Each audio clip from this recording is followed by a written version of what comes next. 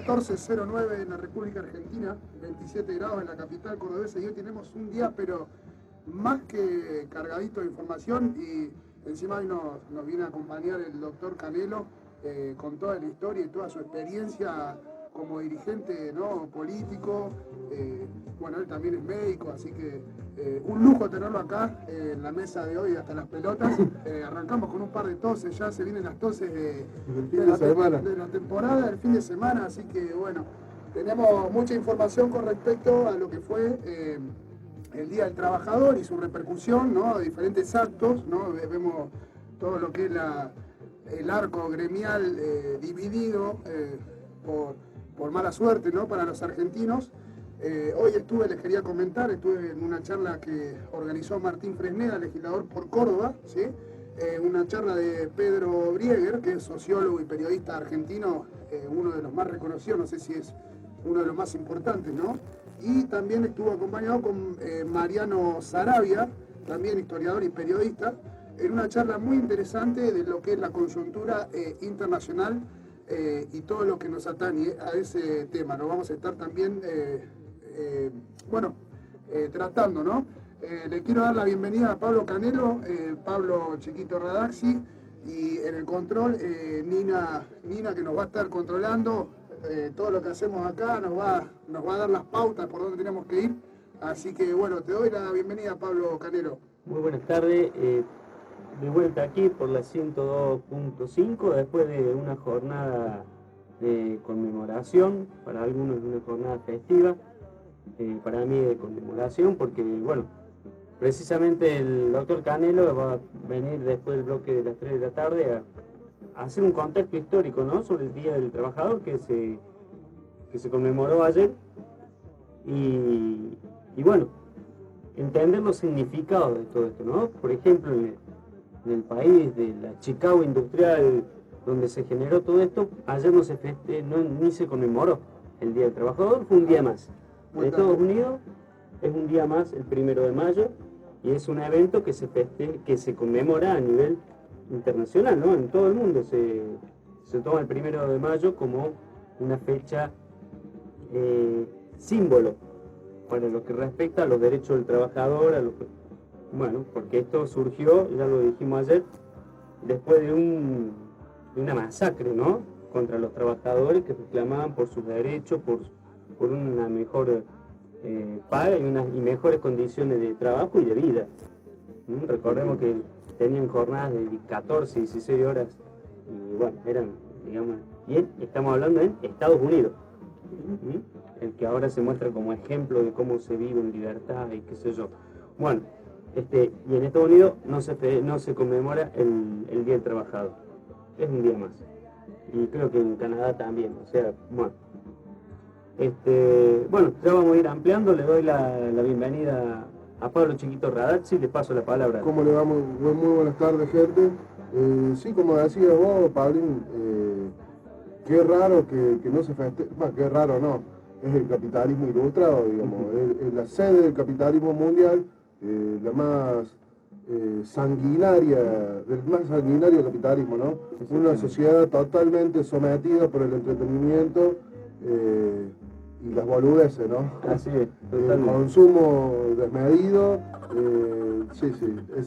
la brujita me entiende, la ardillita, perdón, la ardillita.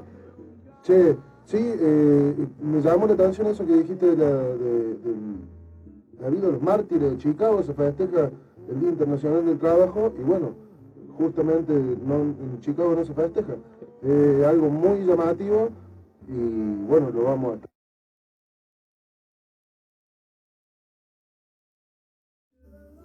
En un festejo, o sea, lo quieren disfrazar como un feliz Día del Trabajador, ¿no? Claro, claro. O como feliz Día de la Mujer también, también que tiene una connotación trágica, ¿no? El Día de la Mujer. Feliz Día de la Mujer, ¿no? ¿Qué feliz día? Es una conmemoración por los mártires y para que son días que sirven para tomar conciencia y en el caso de otros países que lo tienen bien asimilado a estas cuestiones, en el caso nuestro también, solamente que hoy nos encontramos en una situación política con una central de trabajadores fraccionada, dividida, todos peleando por su kiosco, los popes de la CGT. Y bueno, estamos en un contexto medio confuso, ¿no? Para los trabajadores.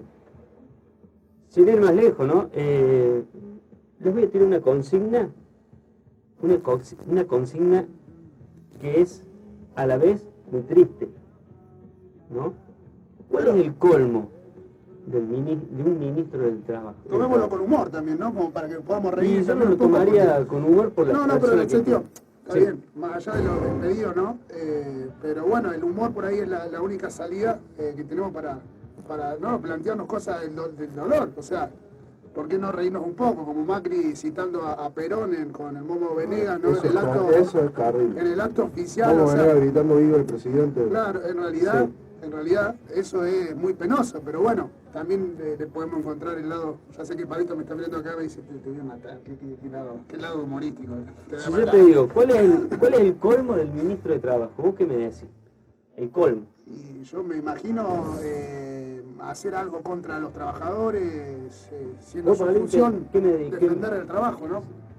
Que no vaya a trabajar. El colmo del ministro, no sé si poner, no lo vamos a poner como hashtag, porque es una cosa seria, ¿no? Sí. O sea, bueno, les voy a comentar.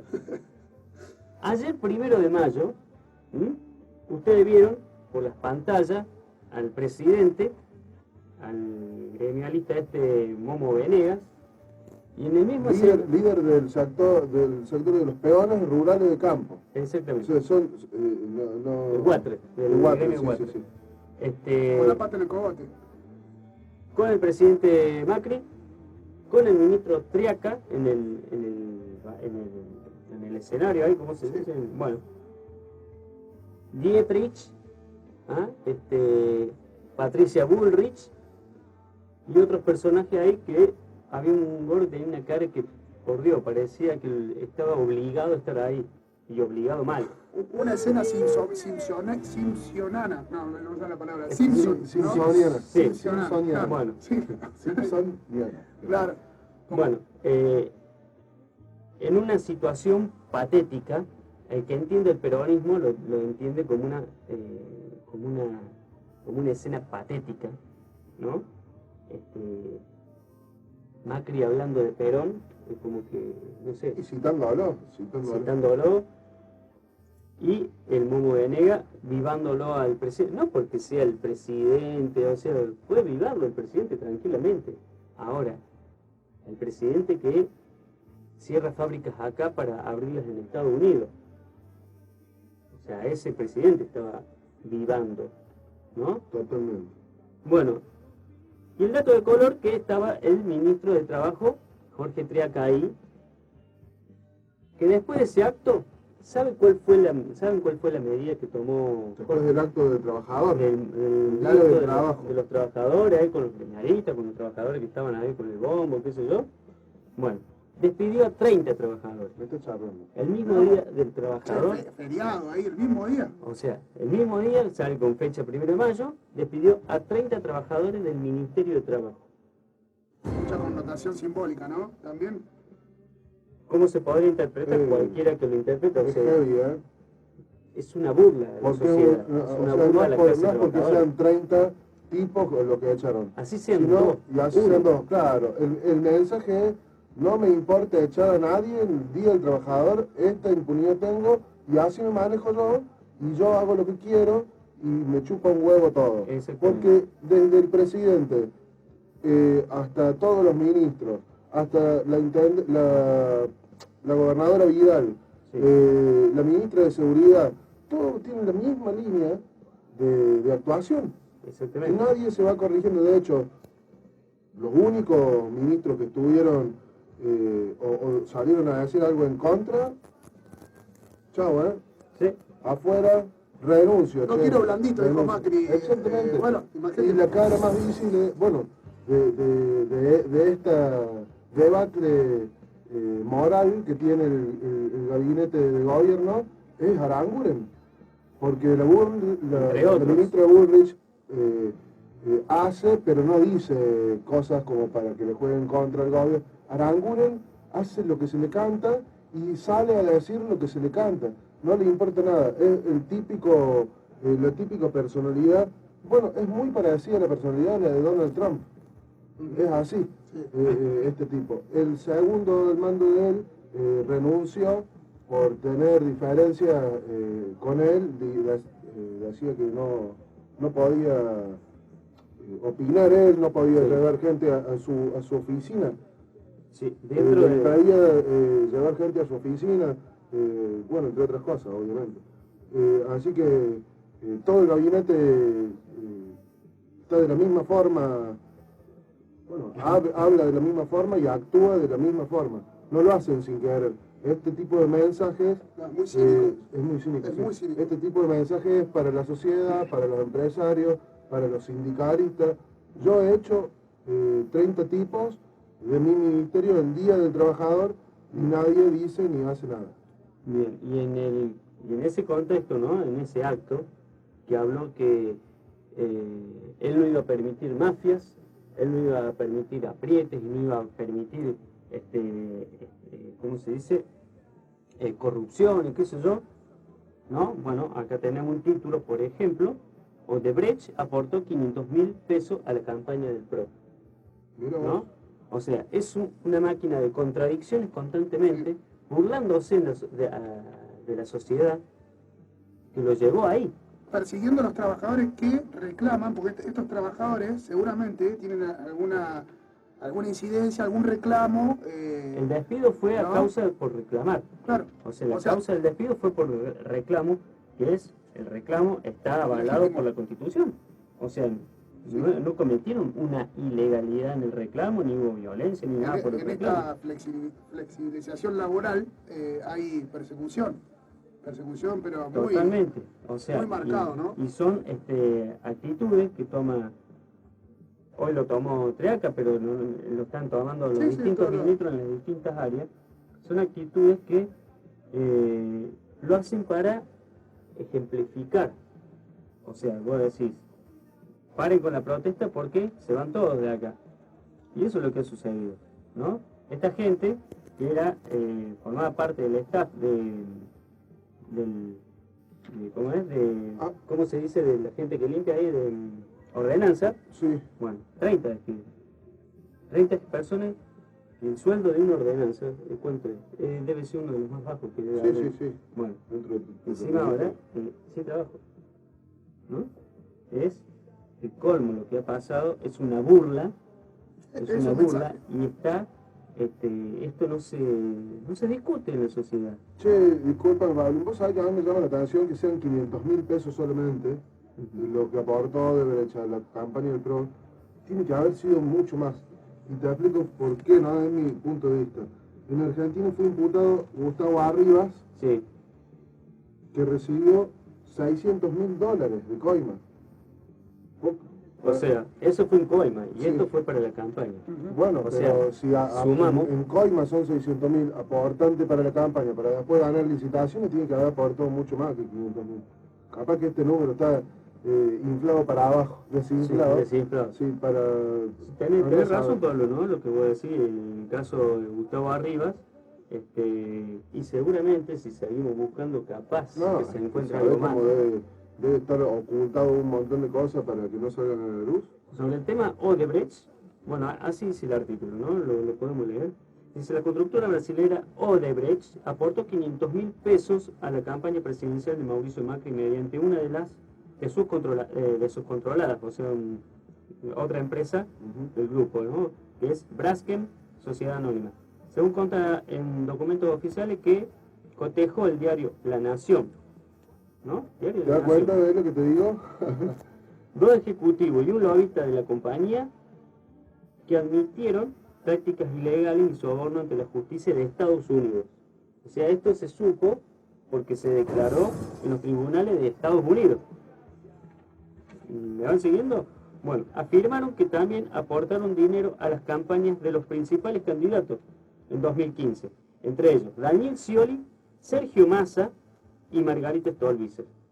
Estos supuestos aportes fueron luego desmentidos por los tres candidatos y no aparecen en los informes que presentaron ante la justicia electoral. Hay una intencionalidad de querer enchastrar una campaña electoral metiendo a todos en la misma bolsa, sostuvo Stolbizer. Margarita Stolbizer, que es una de las integrantes de esta fundación RAP que estuvimos hablando tiempo atrás, que ya vamos a retomar ese tema unos programas más adelante, porque no hay que dejarlo pasar a esto, ¿no? O sea, ya explicamos lo que era la fundación RAP, donde Stolbizer, que se hace la señora honesta, la que aparece en todos los medios y tiene un 3% de aceptación ciudadana, porque con eso, con el 3%, según ella ya había ganado. Bueno,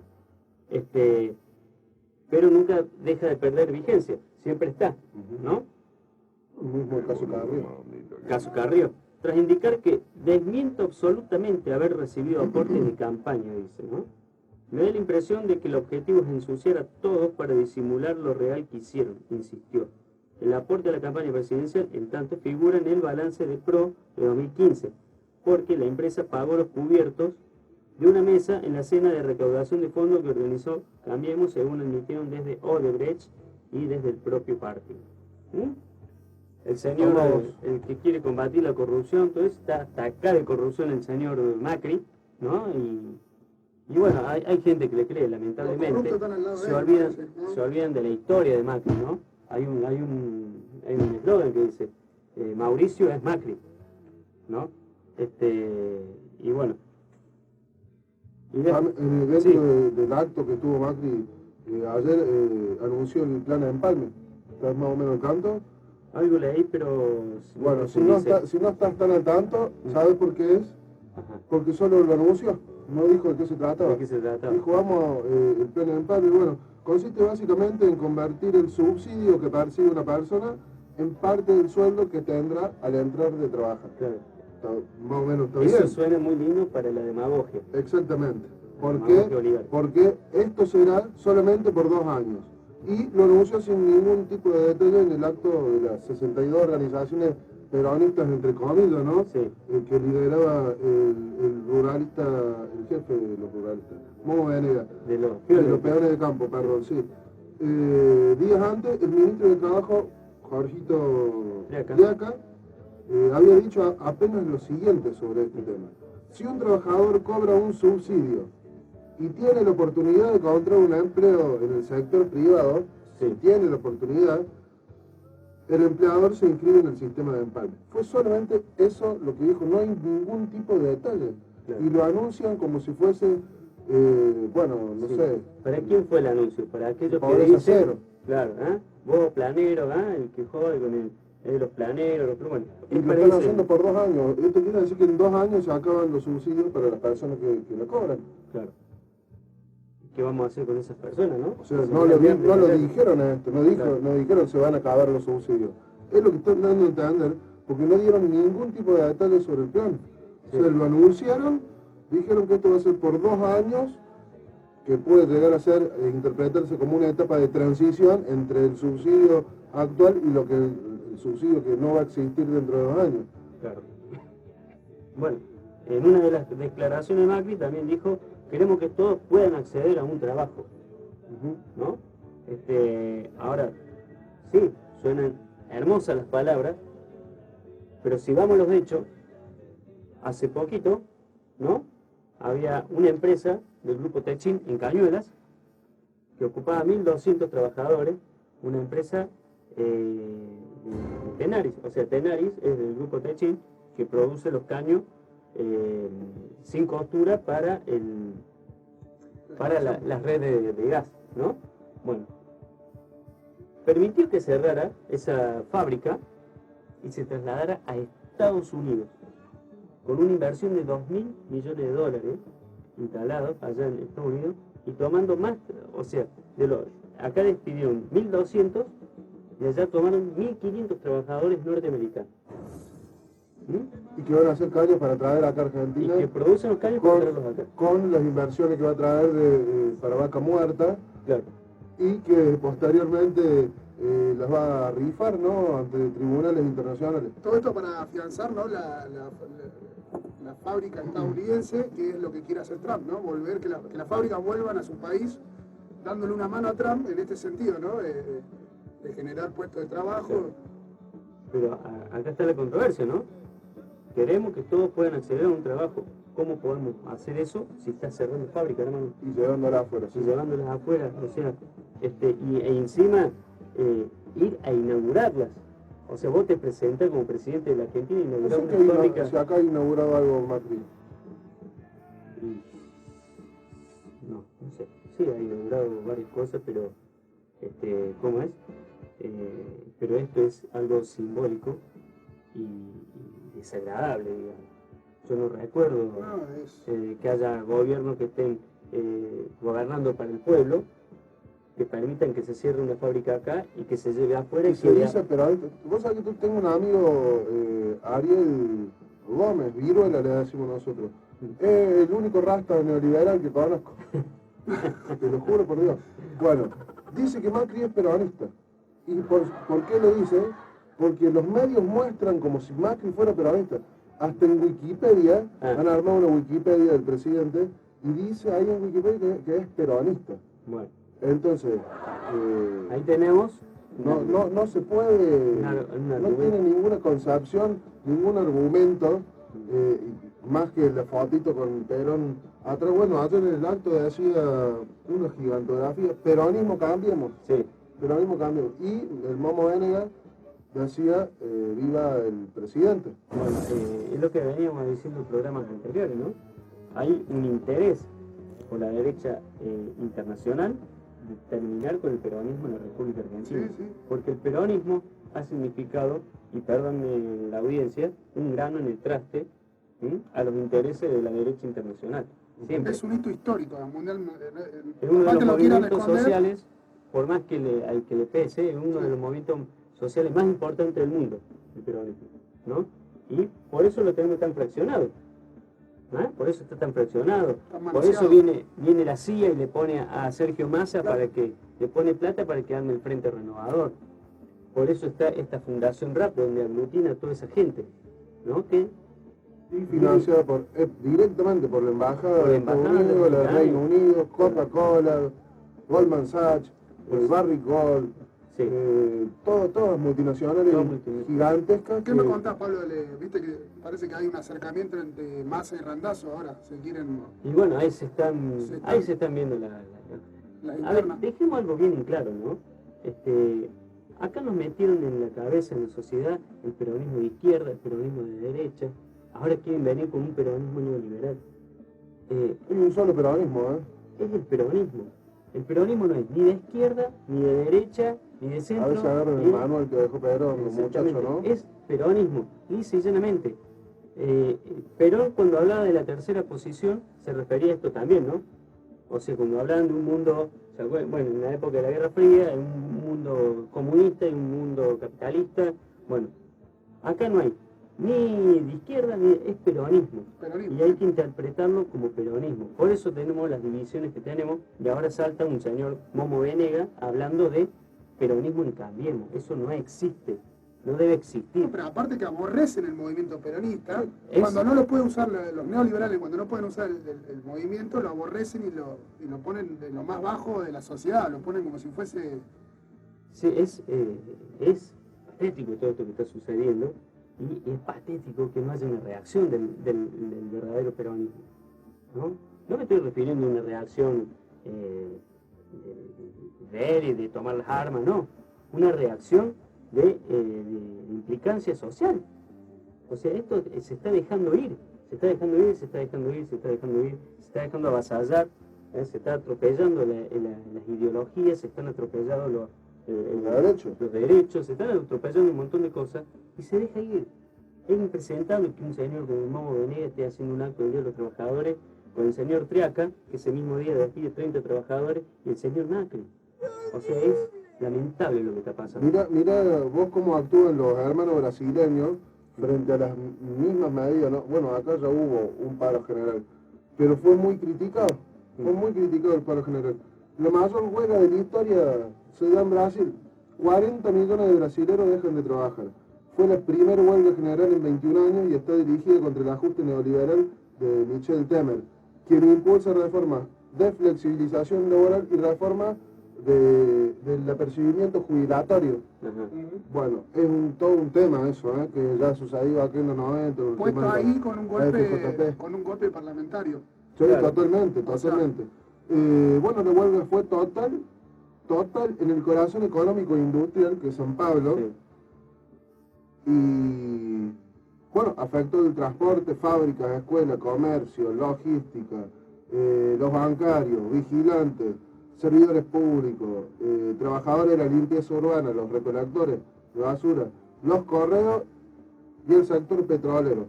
Hubo represión policial en todos los puntos donde hubo manifestaciones, pacíficas o no pacíficas, no les importa a estos muchachos, van y reprimen, igual que acá. Bueno, Actúa así la derecha. El mismo modo Es operante. así, sí. Es como que hay un manual bajado a los países donde está manejado por la derecha y bueno, muchachos actúen así.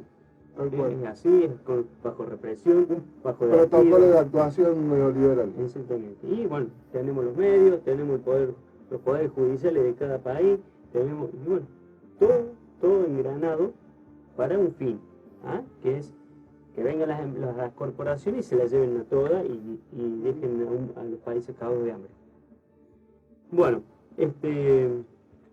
podemos seguir también referido a lo que pasó en el día de ayer, ¿no? Acá en Córdoba también hubo actos del Día del Trabajador y también esto que venimos diciendo, ¿no? Hubo 3 actos. Estamos hablando de la ciudad de Córdoba solamente, ¿no?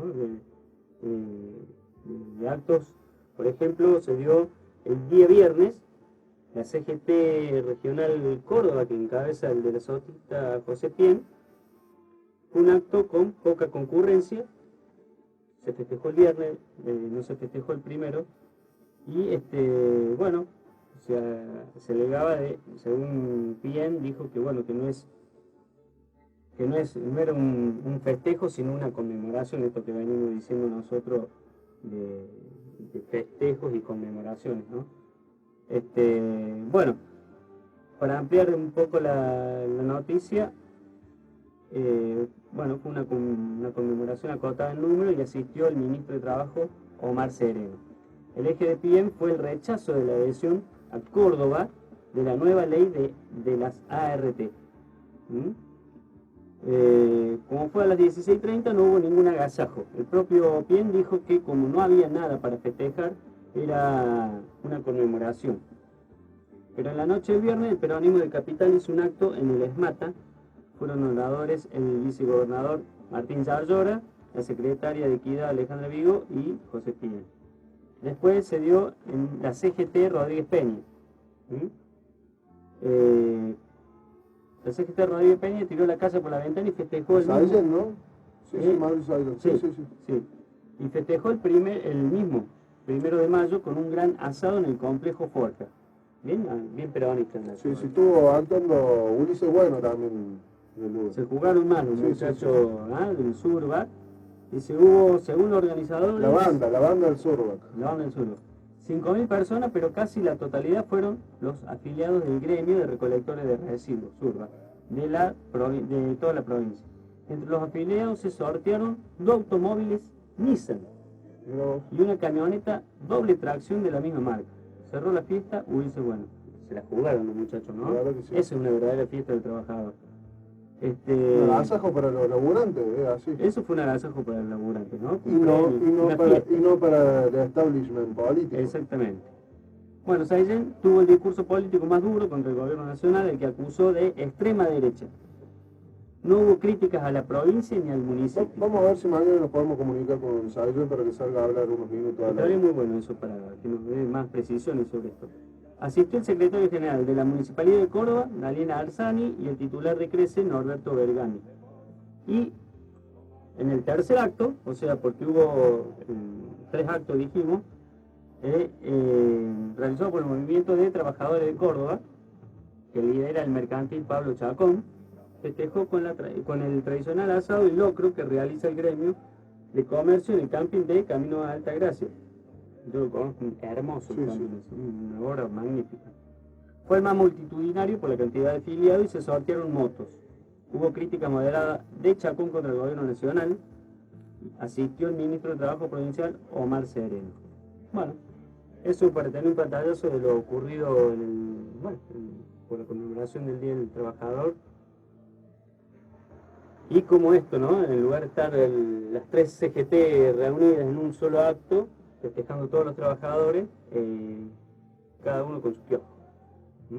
Lamentable, desgraciadamente, porque en este momento es cuando Más unidos tienen que más estar. unidos tienen que estar para cuidar las Lo que fuentes pasa de es que trabajo. hay diferencias notables.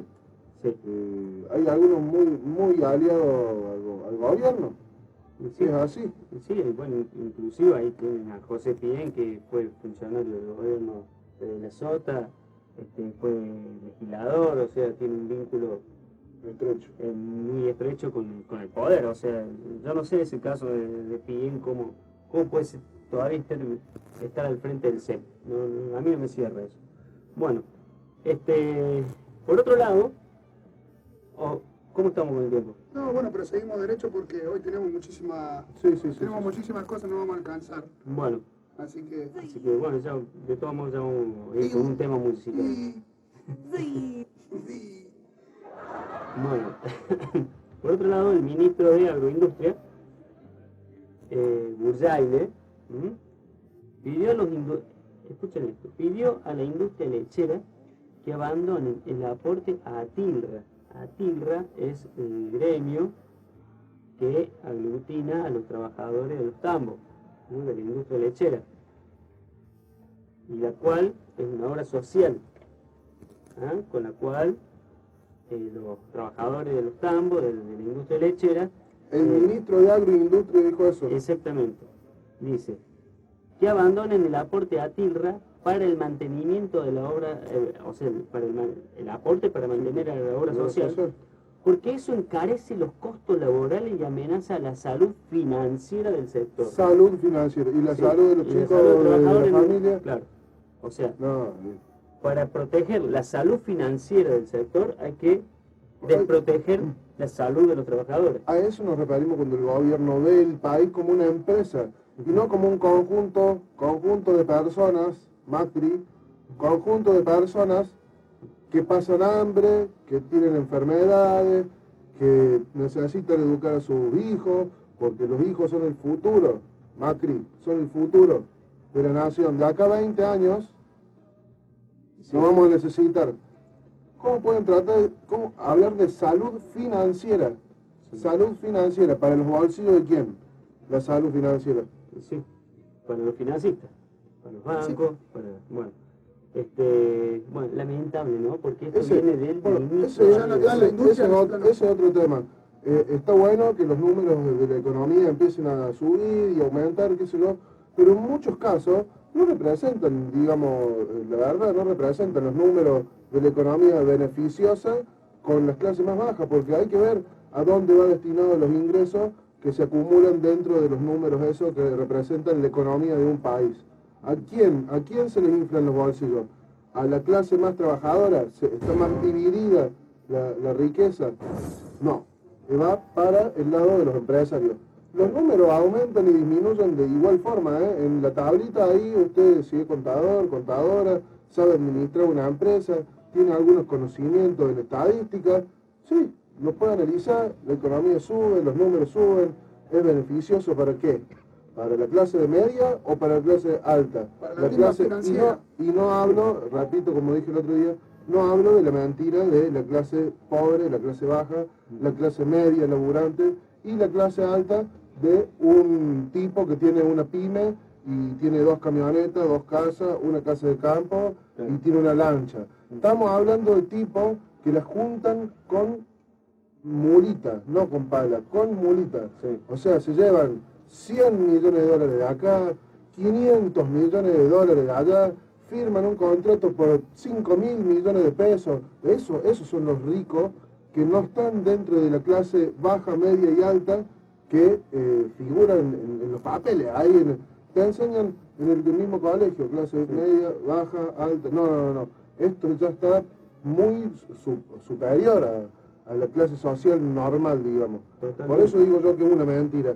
Y hay que ver en la economía hacia dónde va dirigido los números beneficiosos de la economía. Al sector de la clase media, laburante, los pobres que no tienen para acceder a un trabajo, a la salud, a la educación, o para los tipos que se llenan las cuentas bancarias en Suiza, en otros países del mundo, gracias a la desregulación financiera que estamos teniendo.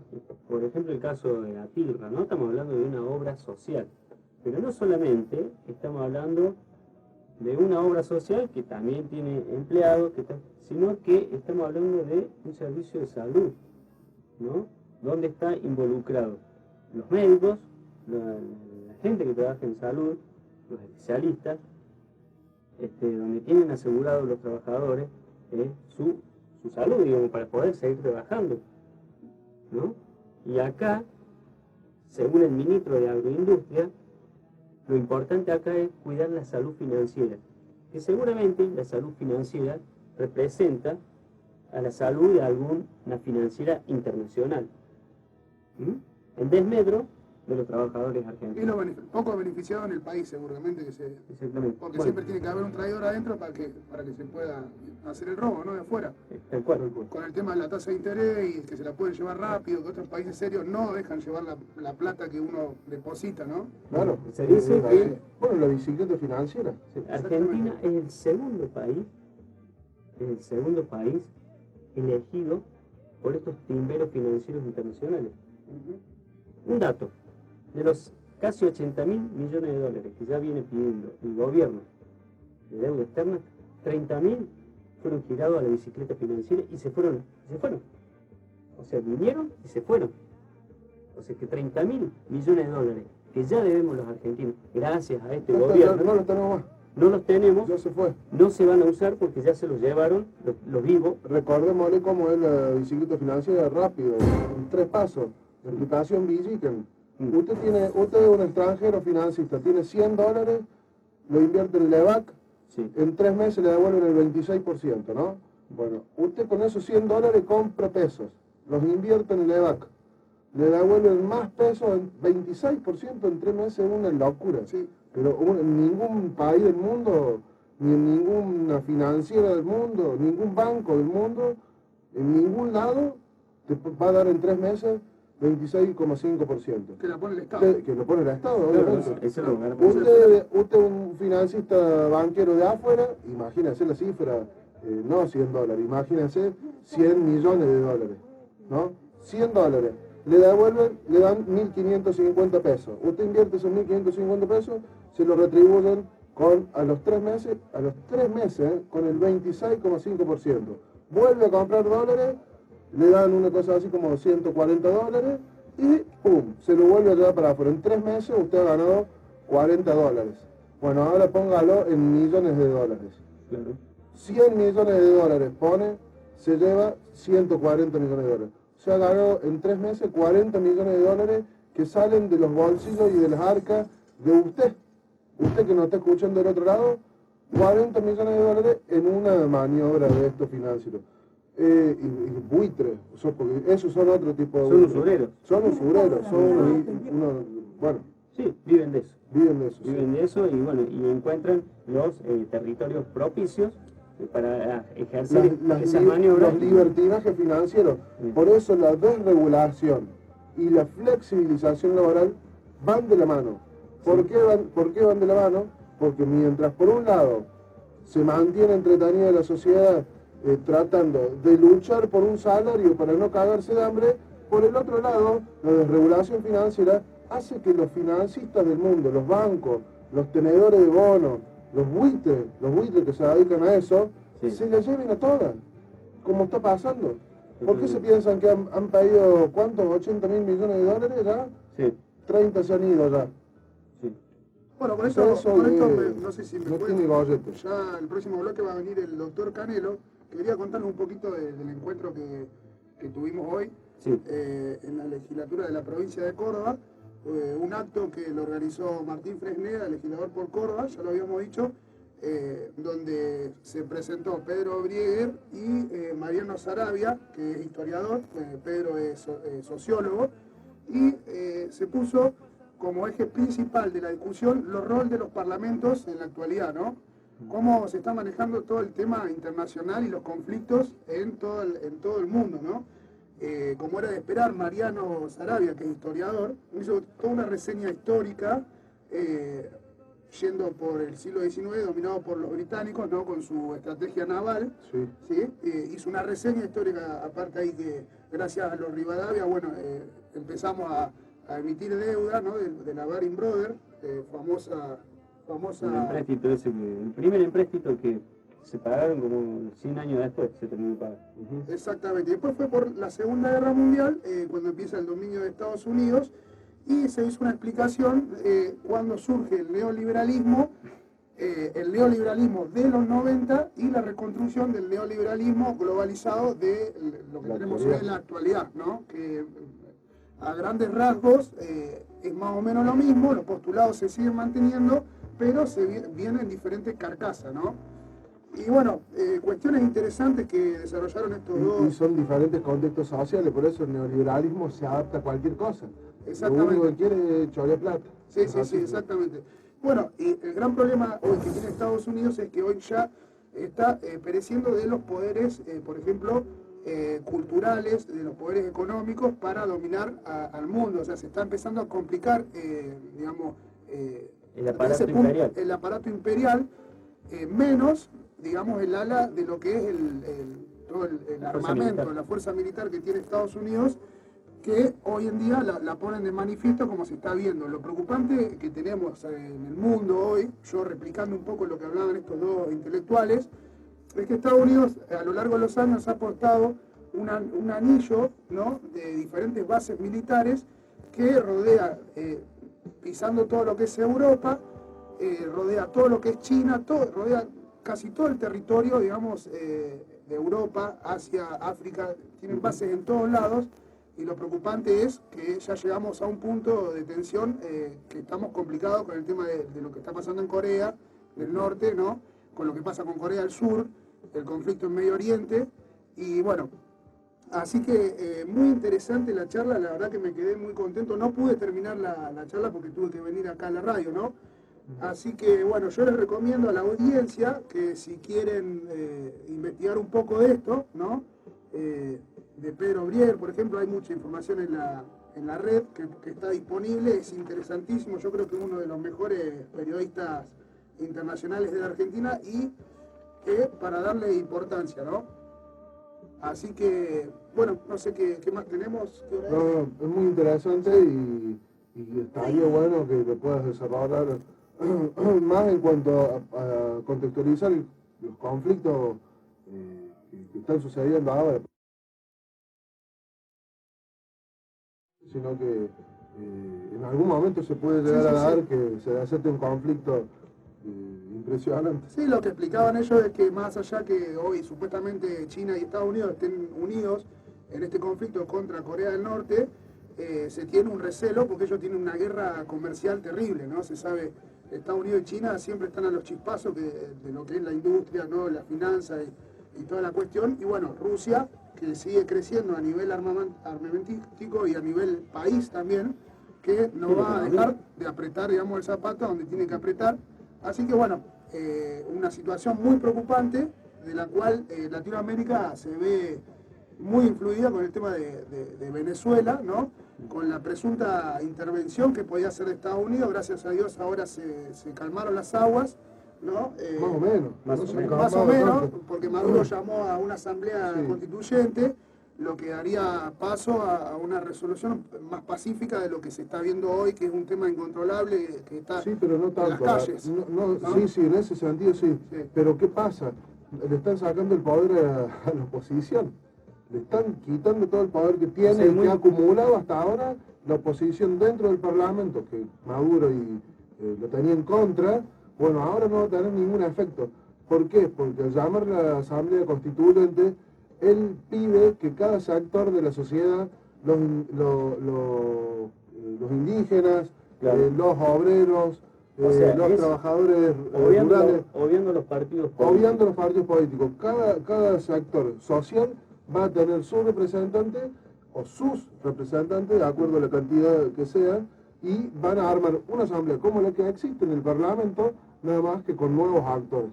Y estos nuevos actores van a ser elegidos por y para el pueblo, no por y para el beneficio de las multinacionales y de los que quieren saquear todo el gas que tiene Venezuela.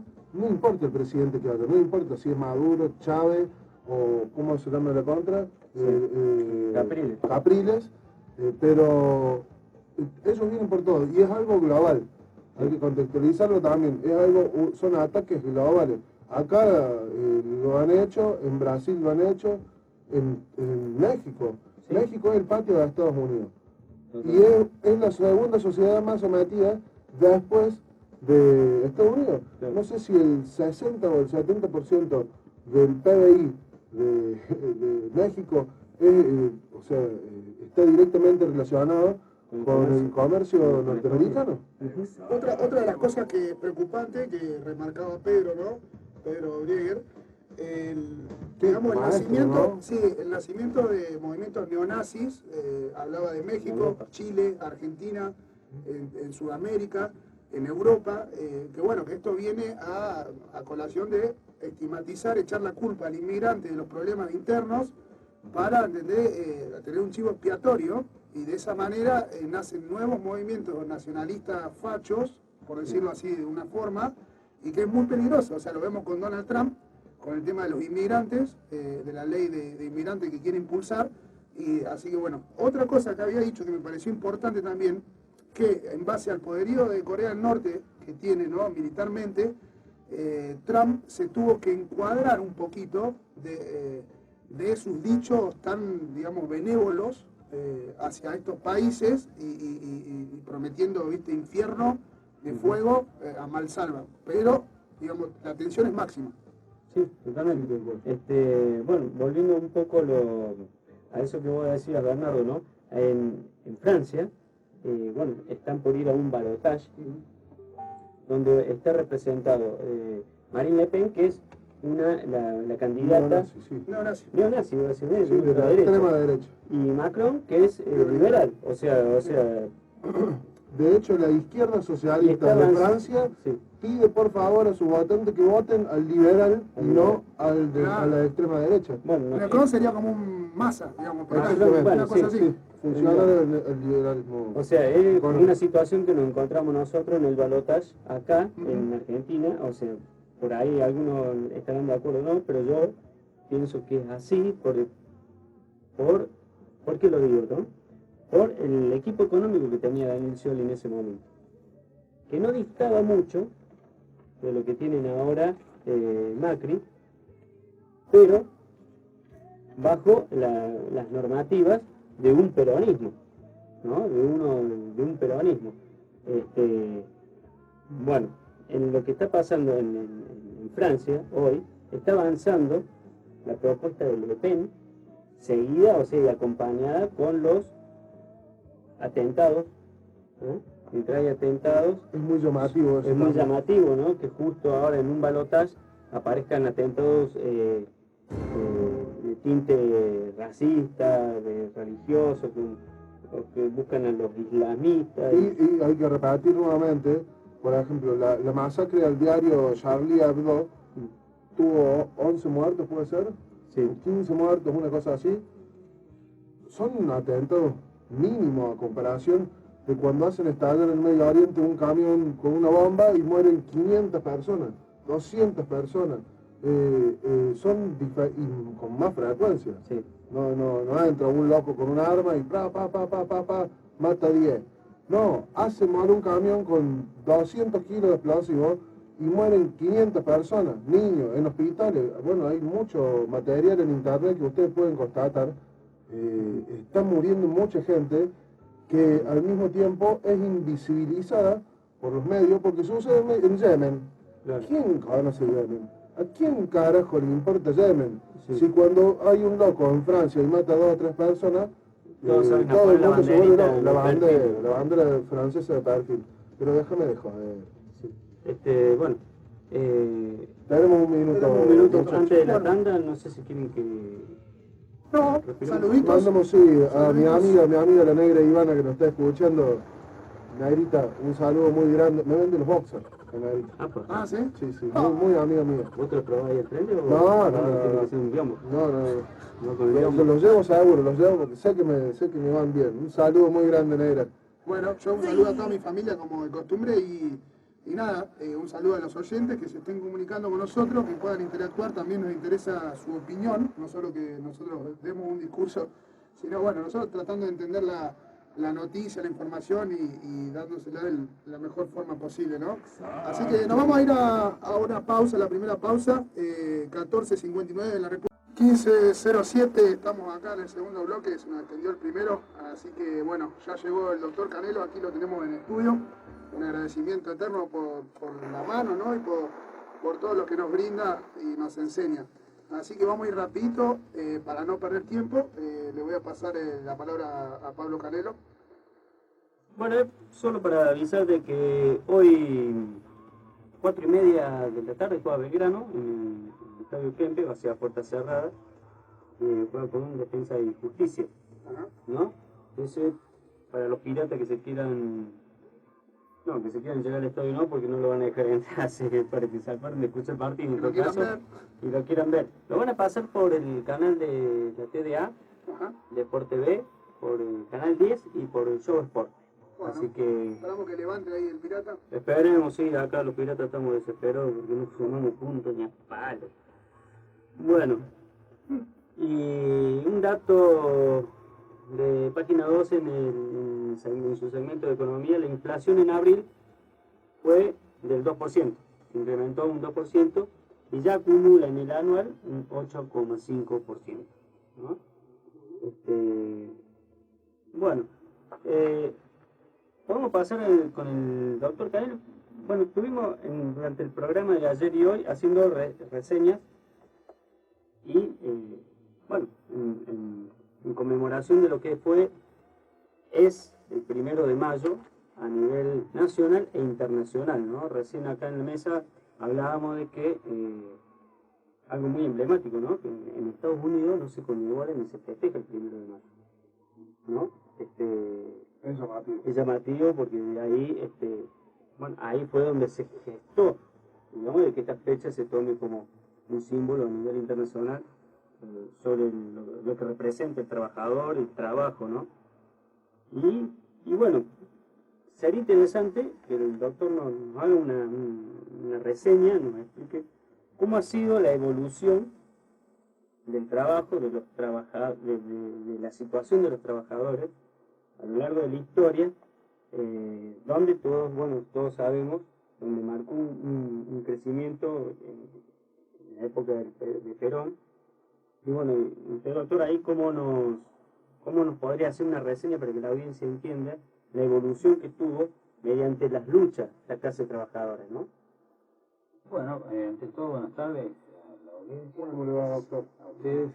Bueno, sí, habría que ver una pequeña cosita al tema primero, antes de seguir con la evolución después digamos, de este problema de los acosos que ha tenido permanentemente la clase trabajadora. En aquellas épocas, no hay que olvidarse que Estados Unidos estaba en un periodo de gran crecimiento industrial, en la cual Chicago era una de las ciudades que más fábricas tenía. El segundo polo industrial de Estados Unidos en esa época. Sí, era el que más tenía. Por lo tanto, ahí había no sé si ustedes han visto alguna vez las famosas máquinas de cosecha McCormick. Bueno, estaban ahí en Chicago. Y bueno, y a partir de ahí se había suscitado, porque en esa época, digamos, en toda la masa obrera en general se manejaba entre los parámetros que se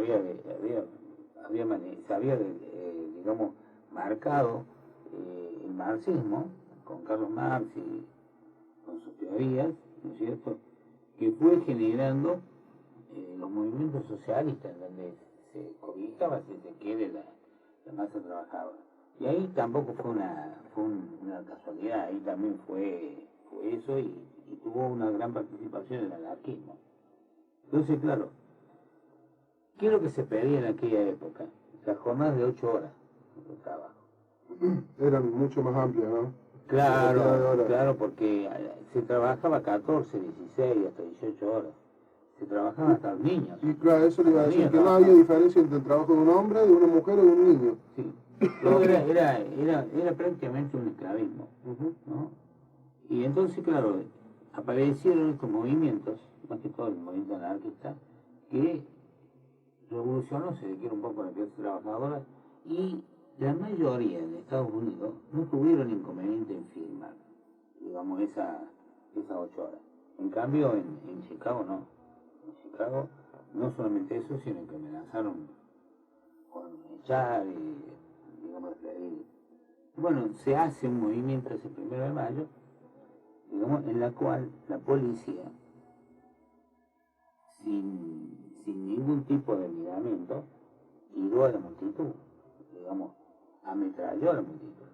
Y bueno, Nada de bala de goma como la actualidad, los fusiló a todos. Hubieron 6 muertos, que se reconocía en ese momento que había 6 muertos, pero fueron decenas de heridos, ¿no?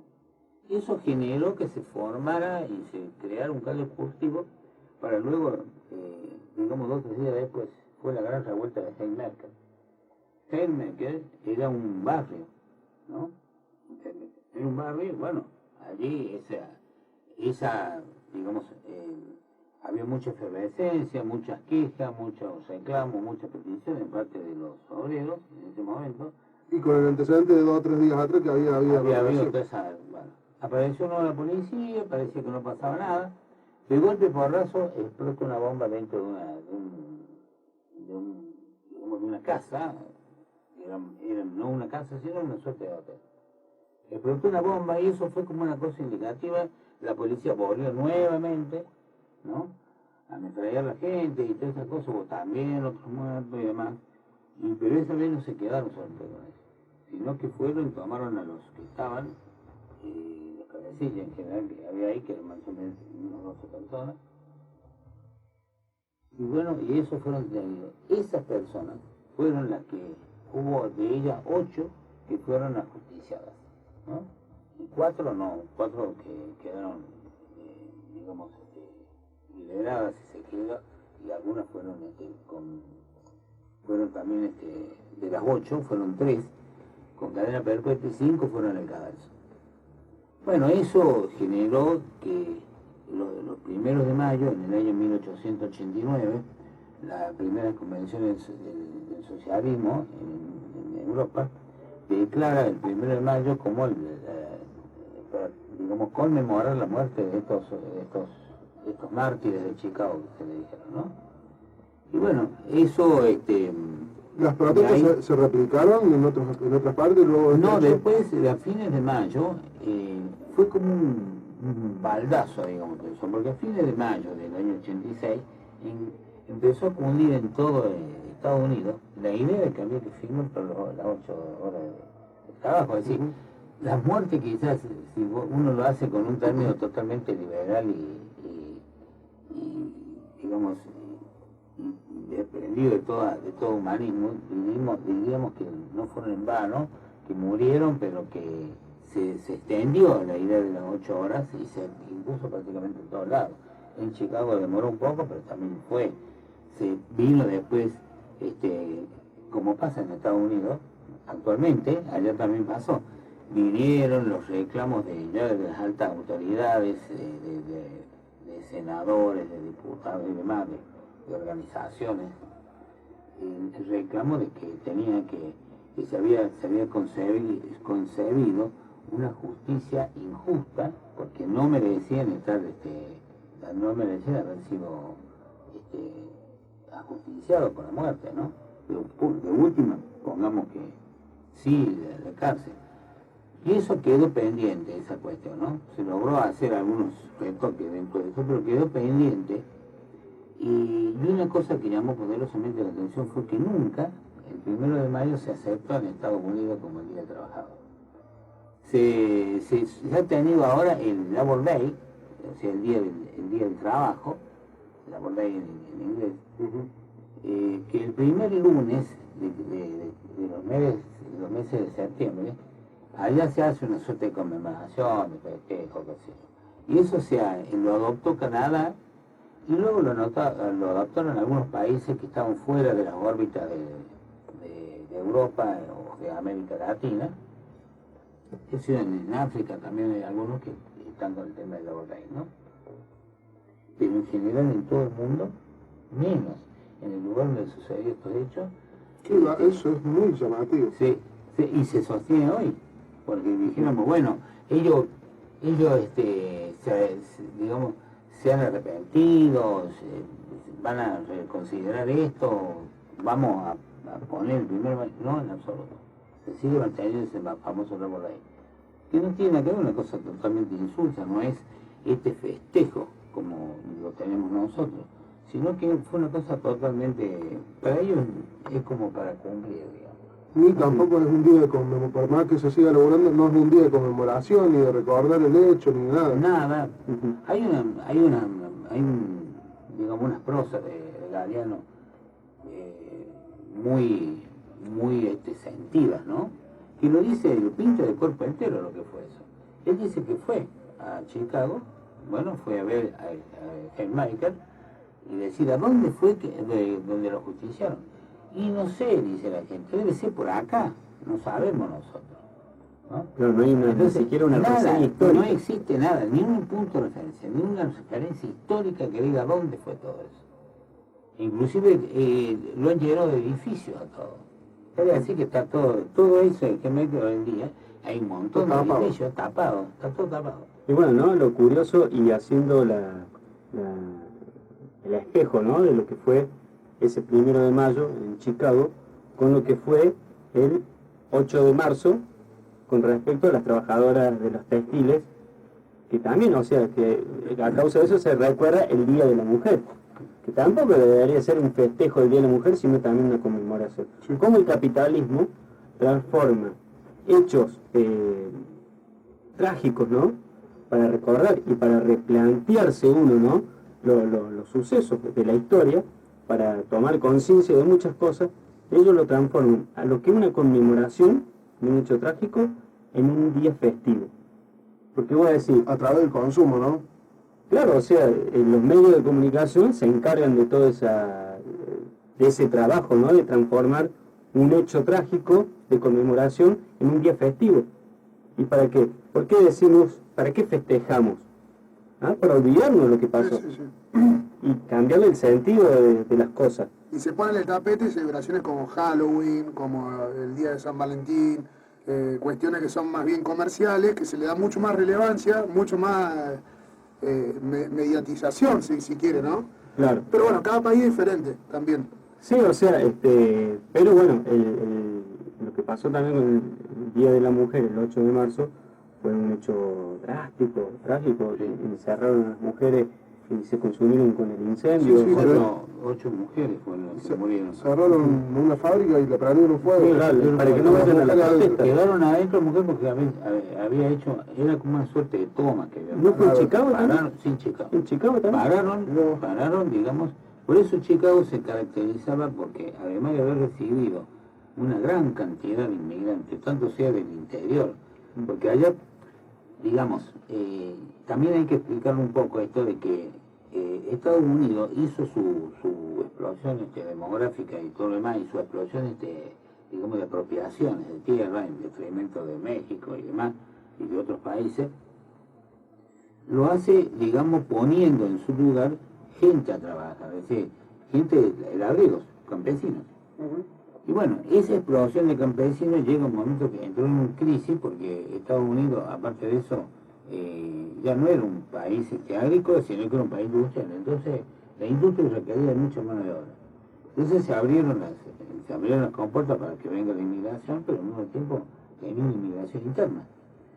Y eran gente, claro, ex vaqueros, o sea, gente que andaban con las vacas, en fin, el granjero, ¿no es cierto? Porque allá le dicen al tipo que trabaja, digamos, en la agricultura, le dicen granjeros, y vaqueros son a los tipos que están trabajando. Y artesanos también. Sí, y artesanos, pero más que todo fue ese grupo de personas que quedaron sin trabajo allá, que no había lugar, ya no había llegado tarde el reparto de tierra y demás cosas, entonces quedaban volando, digamos, ¿no es cierto? Y iban a los centros industriales, en este caso a Chicago. Chicago se caracterizaba en esos años por tener una gran ingreso, o sea, y se crearon, tenía multitud de villas miserias, Chicago. Muy bien ilustrado por Charlie Chaplin, ¿no? También, en su película, digamos, sí. haciendo toda la Ajá. reseña histórica, impresionante Claro. esa, ¿no? Sí, esa sí. descripción del, Es increíble. del sistema capitalista, ya había una noción. Y es un caso muy particular el de Charlie Chaplin, porque empezó haciendo cine mudo y cuando le pusieron sonido a las películas, a los videos, al cine mudo, le pusieron sonido y desaparecieron un montón de artistas. Sí, por la voz. Por la voz. Está bien. Sí, tal cual. Y no fue así con Charlie Chaplin, que bueno, cada vez se fue incrementando más hasta en la actualidad su fama y Su genialidad, bueno, porque era un genio, un genio de tipo, la actuación. me acuerdo de la película El Genio. Dictador, los últimos 15 minutos, no sé cuántos son, que da un discurso con el bigotito de Hitler, diciendo que él no quiere ser malo, no quiere ser un dictador, él quiere ser una persona normal, buena, pacífica, y que está mal todo lo que han hecho. Bueno, es para mirar esos últimos minutos, ¿no? No digo que se coma en toda la película, que de verdad es muy interesante, pero sí, esos últimos minutos de la película es increíble como resalta, ¿no? la problemática de ese momento y pasa a ser una excelente persona después de todas las cosas que... Y muy cómico también. Un capozuto de la década del 20. Sí. Se juntó una vez con Albert Einstein y le dijo, yo lo admiro a usted, Einstein le dice Chaplin, yo lo admiro mucho a usted porque hace reír a todo el mundo se ríe con usted y le levanta el ánimo. Y le dice Chaplin, yo lo admiro mucho más a usted porque no lo entiende prácticamente nadie y lo mismo es súper alabado, por más que no lo interprete ni lo sepa interpretar absolutamente nadie con las cosas que hacía este. Y vamos a ver un poco étnicamente, ¿no? Tanto Chaplin como Einstein eran judíos, Sí. ¿no? Y por esa misma razón que ellos tenían siempre una versión hacia lo que fue el nazismo en Alemania, ¿no? Marx también puede ser que haya tenido descendencia. Sí. Carlos Marx era judío, sí. Sí. Y Engels también. Engels, Weber, todos. Sí. Y después estaba el otro, Theodor Thiers. Theodor Thiers ese era un caso raro. Fue Claro, el gran sí, inventor creador del del sionismo, los famosos 32, Sí, el Teorato de Sion. Demostraste lo del Teorato de la sabia de Sion. sí, los 32 sabios del Sion y todas esas cosas, ¿no? Él creó el concepto del sionismo y de la unidad del pueblo judío y demás. Y él era judío por parte del padre, no era judío por parte de la madre. Claro, Por lo porque tanto, es al revés de cómo es en Claro. todo el resto del mundo. Claro. Los judíos reciben el linaje por la madre y no por el padre. exactamente, o sea, uno es judío, por ejemplo, por la madre, no por el padre. O sea, la ley sádica, judía, dice exactamente eso, es decir, hay una cosa que es cierta, este niño nació de esta judía, por lo tanto es judío, no podemos hablar del padre. Efectivamente. Ese es el planteo. Bueno, en mi caso. Sí. En mi caso también es así, mi ¿Ah, sí? madre tiene descendencia judía. Pero vuelvo a repetir, volviendo a esto se generalizó en el mundo después de la famosa Segunda Internacional Socialista que se hizo en el año 89, donde se puso como fecha internacional del trabajo el 1 de mayo. En la Argentina empezaron esas actuaciones después de 1890. Y hubo una mujer, vamos a hablar de la mujer ahora. Muy importante.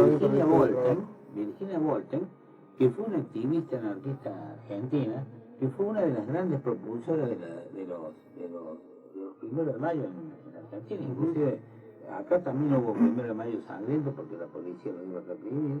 No obstante eso, hubo una represión en un 1 de mayo de 1909 en Buenos Aires, y que en esa época estaba el famoso coronel Falcón, que hoy en día uno lo recuerda porque la escuela de policía nacional, federal, digamos, se llama Coronel Falcón. Ayer lo recordábamos, el coronel Falcón. Bueno, de mala manera. Sí, provocó, digamos, en esa época también muertes, porque debe ser muy fácil con la policía tirar tiro a una multitud para que caiga quien caiga. Es una barbaridad. Bueno, Radowisky, se llamaba Radowisky, sí, fue el que le tiró la bomba un 9 de mayo, porque en venganza por lo que había hecho él, ¿no? Ucraniano era, ¿no? Era un descendiente ucraniano, me parece que, o era un ucraniano. No, o era un inmigrante. O era un serbio. No, ucraniano me parece que era. Bueno, acá se competía mucho con serbios también. Bueno, eso siempre estuvo pintado, digamos, los primeros de mayo, medio trágico en las primeras décadas, en las primeras 2 décadas digamos, del siglo XX en la Argentina. Esta mujer, Virginia Woolf, fue también la que generó y propició la creación del FORA. El FORA era la Federación Obrera de la República Argentina, que tenía, por supuesto, orientación anarquista, ¿no? Porque estaba la otra, la FOA, que era también la Federación Obrera Argentina, y esa era socialista. Bueno, Virginia Woolf también ha sido una luchadora feminista, aparte de ser sindicalista. ¿Fue la primera, doctor? Se calcula, digamos, con esa virulencia, digamos, Sí. realmente fue la primera mujer en la que incluso se dice que fue la primera mujer que enfrentó a las multitudes, no enfrentó, sino que se plantó ante las multitudes en los grandes discursos, ¿no es cierto? En discursos fervorosos, eran discursos incendiarios. Fue la primera mujer. Así que... De ahí viene la discusión esta que, bueno, viste que Evita tuvo grandes avances para la mujer, el voto femenino y todo. Es, con los movimientos socialistas como que había un resquemor, porque ellos dicen que no, que Evita no era la precursora, sino esta mujer, me parece. ¿Puede ser o...? Sí, eso es cierto. Y vamos a decir lo siguiente, porque en aquella época no existía este peronismo que surgió después, en la cual el peronismo le dio muchísima participación a la mujer, en la política y en todo, y no era algo extraño que lo hiciera la EVA. No se olviden también de que en el año 47 se pidió que se hiciera, digamos, se aplicara el voto, se sacara por ley el voto femenino, que digamos en el 49 se ya tuvo piso de aplicabilidad, que en el 50-51 votaron las mujeres, o sea que las mujeres participando en las listas, mujeres participando en la lista digamos que antes no se veía. Claro. Impensado. Claro, eso también hay que tener en cuenta de que también, en ese caso, Virginia Woolf fue la primera. Bueno, para acotar así, y la audiencia está más interesada en la vida de Virginia Woolf, hay una película que se ha hecho en homenaje a ella que se llama Ni Dios, ni Patrón, ni Marido. El que esté más interesado en la vida de Virginia Woolf, busquen esa película y bueno, y ahí es como que tiene una biografía de lo que fue la vida de esta mujer, ¿no? Una luchadora. Y creo que la actriz me parece que es Esther Goris. Ah, sí, bueno, sí, Esther Goris siempre hace los papeles. Había que tener varios, ¿no? Para en esa época. Y en esa época, ¿no? Incluso sacó un diario, La Voz de la Mujer se llama. No creo que haya sido el derivante de La Voz del Interior, no me parece, pero está muy Lo lejos. financiaba con su mínimo sueldo que... Como operario, Sí, o sea, ella se garpaba el diario ese, ¿no? Bueno, doctor, sí, lo digo. No, por favor. No, que se casó, se divorció y se casó después con un uruguayo y por eso después terminó asilada en... murió allá en Uruguay. Sí, pero se asiló por ahí por el año 26. Pero ¿qué había pasado en el Uruguay para que ella pudiera tener esa posibilidad? Había subido Batres, Ordóñez, que fue un pionero en el tema del tema social en América, Batres fue así. Tuvo un gobierno que más o menos fue alrededor de 12 años, si mal no recuerdo. Él puso todo un montón de leyes precursoras, ¿no es cierto?, en apoyo a la gente trabajadora y demás, incluso a la mujer. que quedaron, eso se llama el batrismo, ¿cómo es? Uruguay. En el Uruguay. Es muy interesante, también me aconsejo que aquel que quiere saber sobre aquellos precursores digamos, de las acciones sociales en favor de la gente más carenciada y demás, busquen a Abate Ordóñez en esta fecha. Abate Ordóñez. Entre la década del 10 y la década del 20 en Uruguay, ¿no? Y esta mujer creo que se fue y ahí hizo muchísimo lo que era feminista porque estaban las condiciones dadas. Acá no se podía, obviamente acá era un corsé que tenían las mujeres. Fue algo que se ha hablado muy poco, después yo no veo que haya gente que diga, por ejemplo... No se la nombra Virginia Woolf. No. La nombran, por ejemplo, Alfonsina Storni. Bueno, y en vez de pararse también en Alfonsina Storni, que también fue una feminista y que había que tener mucho que ver, simplemente ustedes van a ver que sí, porque se tiró en el mar, porque se ahogó y qué sé yo, y porque tenía cáncer. Es muy por arriba de la pata de lo que se sabe, digamos. Y cuando tienen algo que decir de Alfonsina Storni, le dicen porque tuvo un niño, un hijo, siendo soltera. Como si esto como si fuera un gran pecado, ¿no? La mujer está en el mundo y también tiene que procrear. Si tenemos mujeres, los hombres tienen mujeres, es porque las mujeres son las que están de acuerdo para procrear. Pero lo mismo que si yo tengo un gato y tengo una gata, bueno, seguramente que la procrea. Sí, es algo porque natural. eso es natural, es la naturaleza misma. Pero No podemos desprendernos de eso. Se lo trataba como algo desprestigiante. Sí, se lo invisibilizaba porque primero eran personas muy cultas y eran anarquistas. Entonces había que eliminar todo el sentir, el pensamiento anarquista, y que estaban bien representados por estas personas porque eran personas con una intelectualidad enorme, ¿no? Sí, para ser anarquista tenés que tener por lo menos sentido de lo mal que está el sistema. Claro. Bueno, herencia europea, ¿no? En todos los casos, el socialismo y tengamos algo que ver. El socialismo acá en Argentina, acá lo que los socialistas que realmente hicieron por lo horrible y demás, generalmente estuvo en el anarcosindicalismo, hay que decir la verdad. Fueron los que también fueron fusilados algunos digamos, unos jerarcas de anarquistas fueron fusilados por Uriburu, los ganó fusilar. Claro, pues en la época de cuando cae Irigoyen, la acusación más grave que tenía Irigoyen era que era un protector de los anarquistas. ¿No? Eso también que también no se habla mucho de eso, pero también eso en aquella época incidía mucho, porque hablar del anarquismo era como hablar del diablo, ¿no? Sí. Y no era tan así la cuestión. Es como cuando en la Guerra Fría era el comunismo. Claro, el fantasma. Bueno, de hecho, Marx habla en las primeras líneas del manifiesto comunal, el manifiesto comunista, que habla del fantasma del comunismo como algo que no es invisible. Lo de ahí también en un programa que se llama Mentira la Verdad. Que me dice Bernardo, bueno. ¿Cómo se llama el que lo hace? Z. No, ese es el hermano. Z Sowicki, no sé qué. Sí.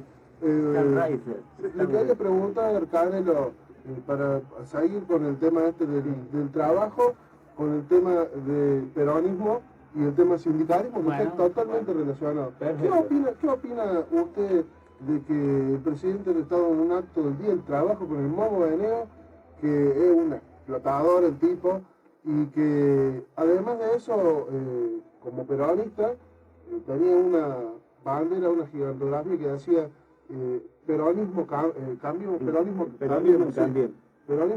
y él decía, que vive el presidente, adelante de la gente. Claro, es lo mismo que si yo me hubiera agarrado, estuviera siendo peronista y apoyándolo, por ejemplo, al contaminante Rojas en el 5, claro.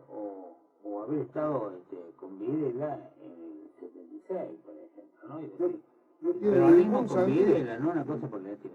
Aunque tengamos en cuenta que hay algunos de esos peronistas, como el Mundo de Venegas, estuvieron también como pasalistas en todas las revoluciones en contra del peronismo, ¿no? ¿Ah, sí? Sí, porque en el 55 hubo, y hay uno que mejor no hablo porque no está bien, pero en el 55 hubo algunos peronistas que fueron pasadistas y que estaban enrolados en lo que después fue la democracia cristiana. Y después se arrepintieron, pero bueno, se arrepintieron, pero lo hicieron. Y después también en el 66 hubo también tipos como el Mumo Venegas que estuvieron con Onganía, y entre ellos hay uno muy conocido. Moyano. No, en el 66. Ah, 66. Con Onganía, que fue Augusto Timoteo Bándolo. Augusto Timoteo Bándolo era un hombre que estaba con el peronismo sin Perón, que esa es la resaca de derecha que tiene el peronismo. La gente quiere quiero que lo escuchen. El peronismo como tal no se casa con nadie, no se casa con ninguna derecha, no se casa tampoco con ninguna izquierda, porque las izquierdas también son espurias, salvo algunas izquierdas, porque fíjense lo que son las cosas.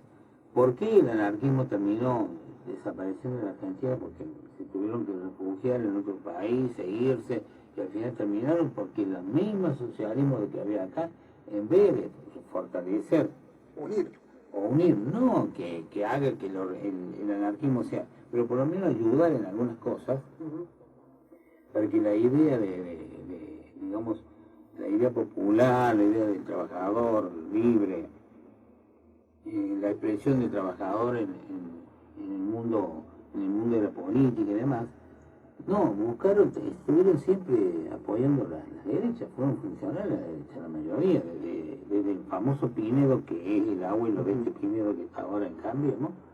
Que fue del Partido Socialista Independiente, terminó siendo derecha, ¿no? Después con el golpe militar del 43, se estuvieron escabullando por ahí, terminaron en la vereda del frente, junto con la Congregación Democrática, esta, no me acuerdo cómo se llamaba, en donde estaban toda la oposición del peronismo y del radicalismo renovador, Junta Renovadora, ¿no es cierto? El peronismo y la Junta Renovadora radical fueron lo que hicieron el peronismo después, ¿no? Lo armaron. Bueno, al frente, en la oposición, estaba la de la izquierda. También fue aquella izquierda que en el 55 dijeron con el fusilamiento de la gente de León Suárez, y de Valle, de Baceta, todo eso que fusilaron en aquella oportunidad porque se rebelaron en contra de la fusiladora, salieron a decir, bueno, al fin, terminemos con esto porque se acabó la leche de la clemencia. O sea que eso fueron recordada frase.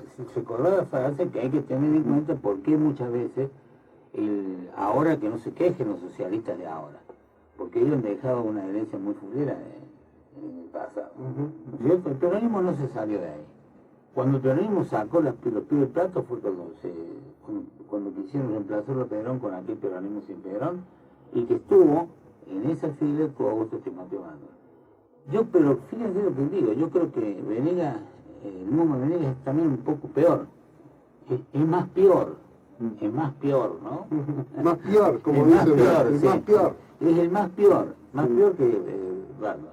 Bándolo pagó toda esa tradición con su muerte.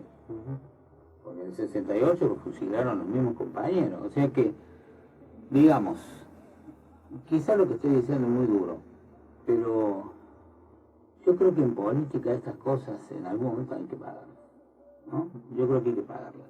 No es con eso que quiero decir que incito a la violencia, pero de una forma u otra tienen que pagarlo. Porque no puede salir hablando en nombre del peronismo un personaje nefasto como es Venegas, un sinvergüenza el Momo Yo soy víctima del Momo en mi trabajo, ¿no es cierto? Porque nos estafó en algún momento. Y siempre fue así, ¿no? Fue un tipo que trabajó para que el gremio que él preside, sea el gremio más postergado que usted tiene en la Argentina. ¿Por qué saben? ¿Por qué? Porque este hombre formaba parte del RENATRE. El RENATRE era una organización que se había hecho en la época de Menem, en la cual estaba la sociedad civil, la sociedad rural, estaba la Confederación Rural Argentina y estaba la Federación Agraria, ¿no? Por un lado. y del otro lado se sentaba él. Y entre los cuatro le ponían precio al salario mínimo de los obreros de los obreros rurales. Siempre estaban, no por debajo del nivel de pobreza, estaban 2 veces debajo del nivel de la pobreza. Porque creo que ahora no sé si no tienen 6.000 y algo, el salario mínimo los Bueno, yo tengo un dato para darle, doctor, para que se explaye si quiere. El agro, uno de los sectores que más aumentó el empleo y el salario en el 2016. No es un chiste esto, ¿eh? Aumentó el empleo y el salario. En todo el país hay 335.000 trabajadores registrados y durante el año anterior las cifras se incrementan en 7.000. 7.000 trabajadores más según el INDEC, ¿eh? No es según el INDEC. Dentro de todos los sectores de la economía, el que más aumentó el empleo fue 7.000 trabajadores en el campo. Y en cuanto al poder adquisitivo, que estaba haciendo referencia a usted, la realidad marca que los trabajadores del rubro tienen el salario más bajo del país, luego de 2 sectores, el de la enseñanza y el de los hoteles y restaurantes. Estamos hablando de los hoteles y restaurantes, los mozos o los lavacopas. Sí. No es casualidad que los mozos, lavacopas y todo eso dependen de los gastronómicos. Barrio Nuevo. Y gastronómicos, sí. O sea que ahí no es ninguna casualidad. No es ninguna casualidad.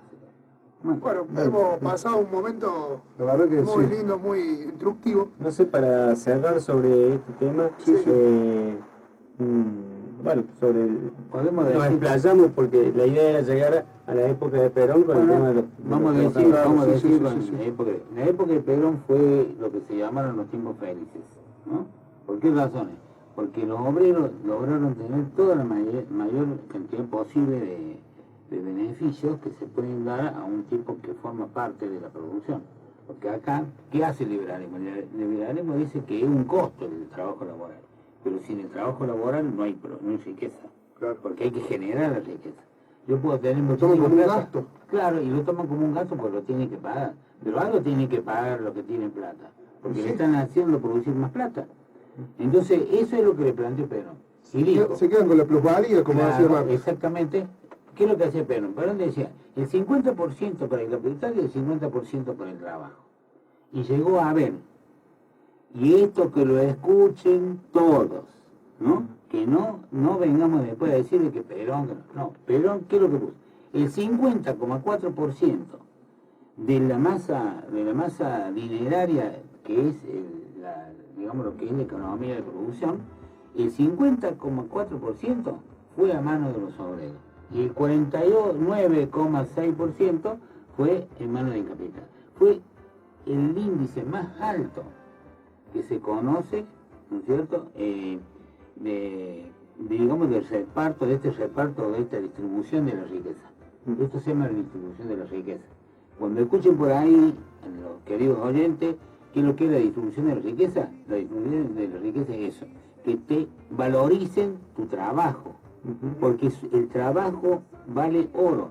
Y quien lo dijo en algún momento fue Carlos Marx, pero quien lo reafirmó en la realidad fue el peronismo. Así que también para los socialistas que andan peleando, queriendo desplazar el peronismo de la masa obrera, acuérdense de eso. Primero consigan lo que consiguió el peronismo y después veremos. Es que el peronismo reunió un montón de condiciones beneficiosas del capitalismo y del socialismo para poder surgir una nación, digamos, que tenía todas las posibilidades. No hay que olvidarse, las obras sociales que empezaron con Perón terminaron después siendo ley para ponerse de acuerdo, digamos, con los obreros de entonces. El golpe militar del 66 con Onganía en la cabeza, permitieron que Manrique sacara la ley 18.610, que es la ley de obras sociales, ¿no? La ley nacional, en donde dejaron afirmado, digamos, todas las conquistas sociales que consiguieron con Perón. Y después también la otra que es importante, el tema del salario adicional que nosotros llamamos aguinaldo. También el peronismo lo dejó como base y que ahora lo tenemos. En fin, digamos las 8 horas, las horas extras, que las horas extras se tienen que pagar con el porcentaje que actualmente se paga, que es prácticamente el doble, ¿no es cierto? Todas esas cosas, Las vacaciones. las vacaciones pagas, las vacaciones La pagas. infraestructura que tenía todo. La infraestructura que se creó para los obreros en las famosas colonias de vacaciones, porque Sí, acá sí. nosotros la tenemos En embalse. Chapadmalal. por un montón acá. Chapadmalal, Todas embalse. esas cosas, la gente tiene que hacer memoria. Y si acá hoy en día nosotros, no tanto yo, pero en el caso de ustedes, por ejemplo, que son más jóvenes que yo, y que están sin darse cuenta ya lo tienen, está como incorporado ya, que eso es una cosa que no podemos, Sí. digamos, desprendernos. ¿Cuál es el problema que tiene Cambiemos? Cambiemos tiene ese problema, que están esas cosas y que las quiere sacar del medio, la flexibilización Eso es laboral. flexibilización laboral. Eso se llama flexibilización. Es decir, te bajan el sueldo, te bajan los beneficios, te bajan los aportes, para que así se pague menos jubilación, se paga menos horas trabajadas como corresponde, en fin. Maximiza Eso la todo producción a coste del Claro. trabajo hombre. minimizando, digamos, el aporte al obrero. Por eso ahora fuerza de trabajo. se habla de que estamos en un 34-35%. Y bueno, hemos llegado a tener 27%, que es una miseria. Porque ahí es donde realmente se siente. ¿Por qué se sintió que estábamos bien, todos aquellos que trabajamos estos últimos años en el gobierno que se fue? Por la sencilla razón de que teníamos un 47,8% dentro del reparto de la distribución de la riqueza. Y eso no se lo iban a permitir esta gente, como no lo permite. Ahora están mostrando la uña. Yo el otro día mandé por las redes sociales y dije, ahora el gato Maula se le empiezan a aparecer todas las mañas, porque claro, él vino para eso, y ahora lo está haciendo. ¿Y por qué lo tiene que poner al monigote de Venegas? Porque él lo dijo ahí. Ese tema es una trampa, el tema que dijo respecto de incorporar las asignaciones familiares al tipo que consigue trabajo. Porque es una forma encubierta de hacer pagar menos. Efectivamente, es una trampa. Eso lo es una llaman trampa, eso es lo reestructuración que del decimos. trabajo, no lo llaman como flexibilización. Sí. No, reestructuración del Eso sistema. que dice estructuración no es estructural, es flexibilización.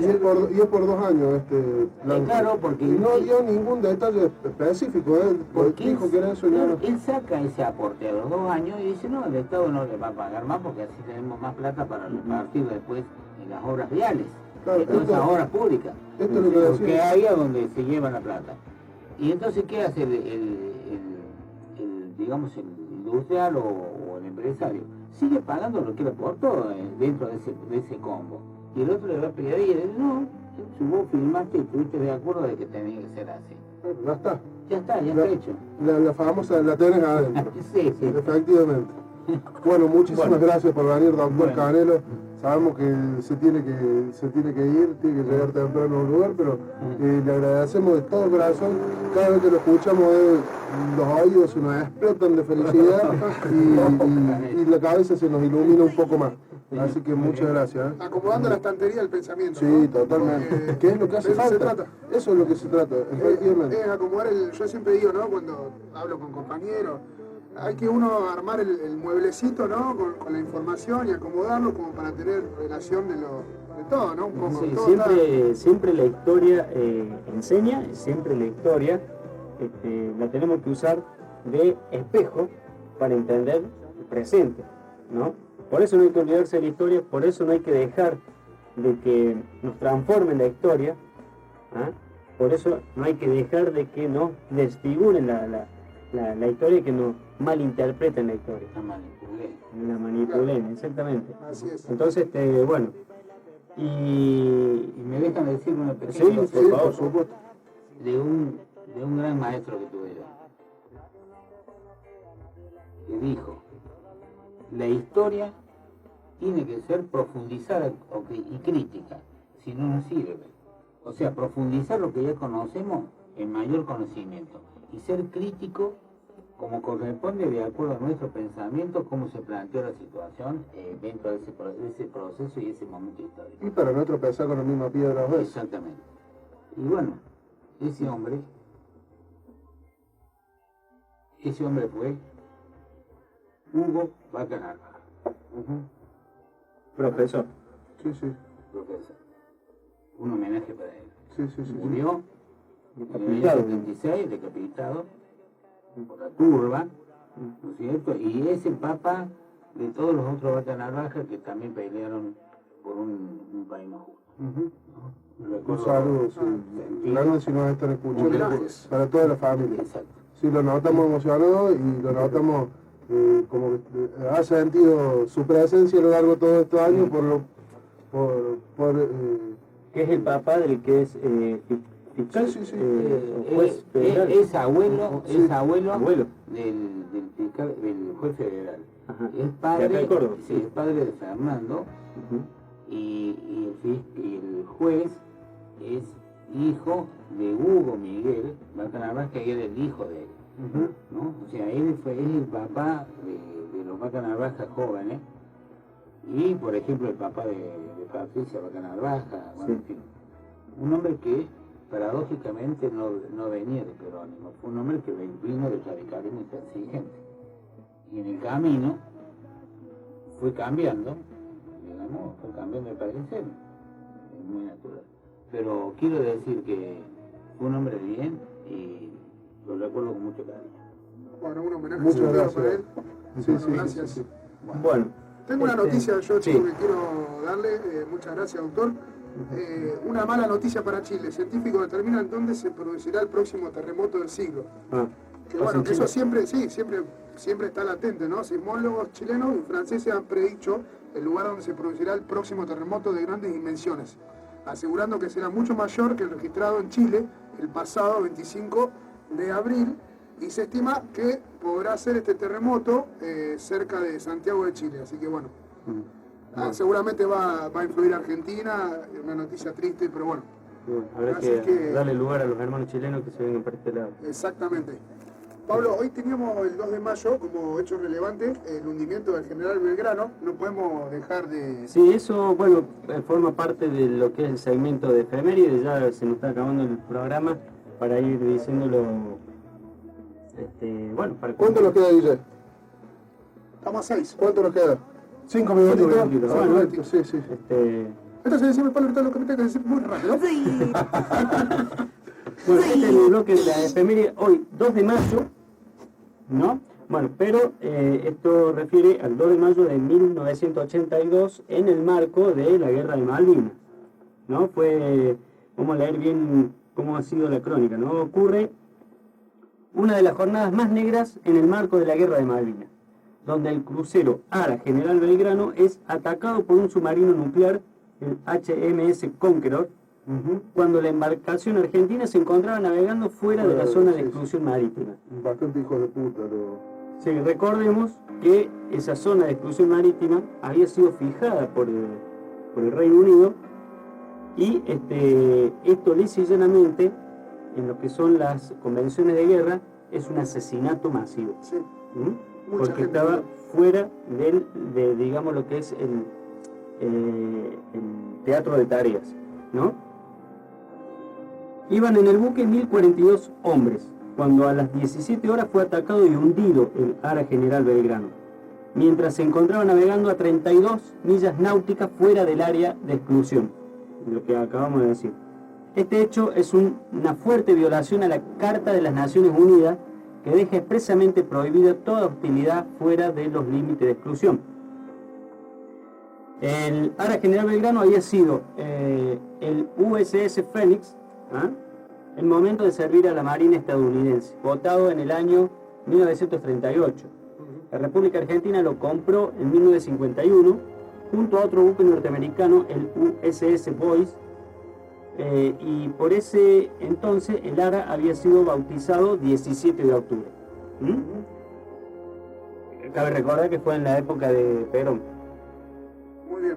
En el año 1982, previo a la Guerra de Malvinas, el buque se encontraba en reparación por algunos inconvenientes en su turbina, junto a otras tareas de mantenimiento, cuando fueron interrumpidos los trabajos debido a desatarse el conflicto en el archipiélago.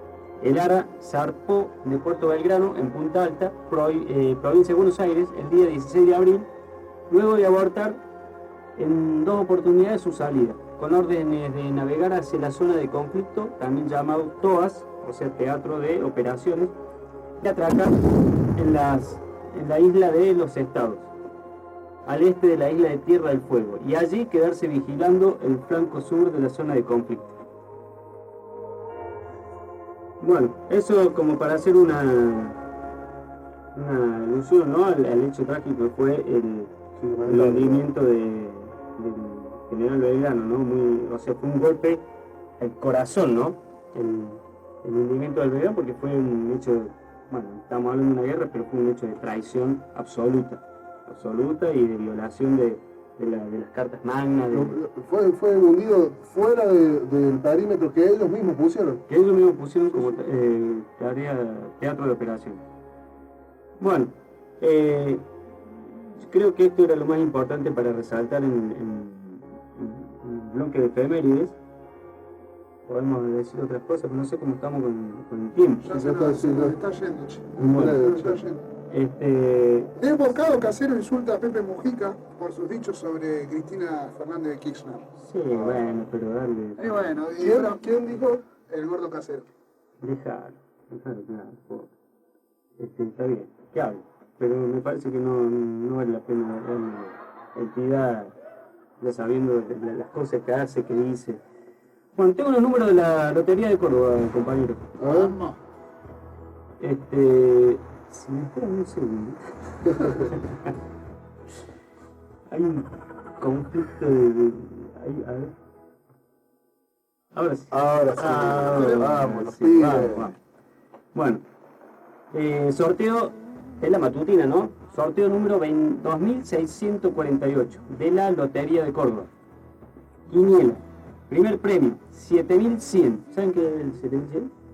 Mejor dicho, el 100. El 100, doble cero los huevos. Muy bien. El 100 No, el doble cero. Ah, sí, Tenés sí, razón, sí, con el sí. pelo huevo, exactamente, ¿no? Bueno, segundo premio, 8732. El dinero. El dinero. Ah, te lo sabes toda. Mi familia es muy quinielera. Ay, muy timera. Sí. Tercer premio, 9711. No. Un minuto. Cuarto premio, 6035. Quinto premio, 5010. Muy bien. Bueno, vamos a la Lotería Nacional. Primer premio, 9534. Segundo premio, 2430.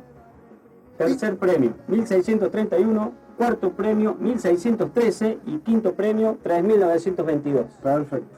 Bueno, Estamos de cierre. ¿qué programa tuvimos hoy, eh? Sí, La verdad que muy cultural. Muy cargadito, nos quedan los últimos 30 segundos. Hoy viene Rock and Roll, ¿no?